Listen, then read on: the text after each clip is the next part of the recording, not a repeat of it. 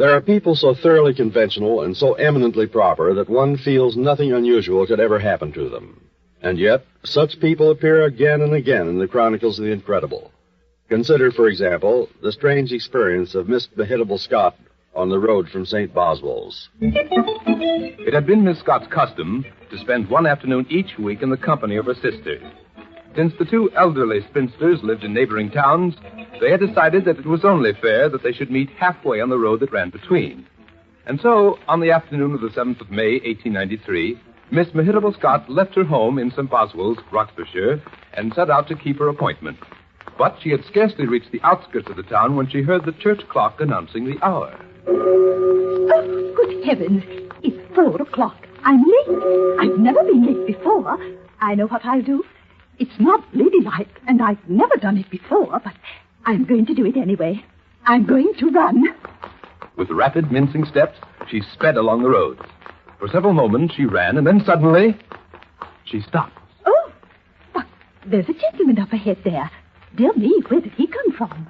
A man had materialized before her as if out of thin air. He was a tall, lean gentleman dressed all in black like a clergyman. I can't run right past him. That would be too undignified.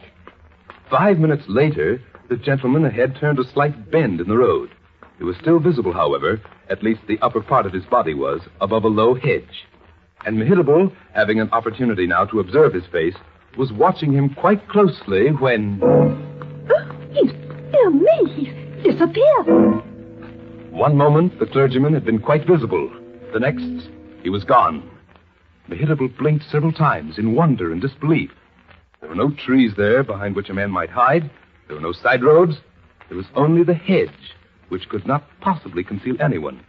The hedge and open country as far as the eye could reach. And there were no signs of the clergyman. But Mehitable Scott refused to accept the evidence of her senses. She decided she knew the explanation. It serves me right for running. I should have known better. Running overheats the brain, and an overheated brain can play all sorts of pranks. Why, there wasn't any clergyman at all. A few yards beyond the bend in the road, Mehitable's sister waited at the usual meeting place. Mehitable approached her with effusive apology. Oh, you poor dear. I'm so dreadfully sorry. Why, I'm at least 15 minutes late.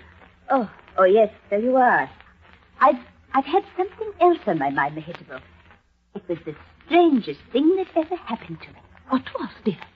A man dressed all in black. He came around that bend in the road just a few minutes ago. Yes? I saw him distinctly. And then, I know you won't believe this, Mehitable. Then he disappeared before my very eyes. Men who have the power to make themselves invisible have always belonged in the province of the writer of fantastic fiction.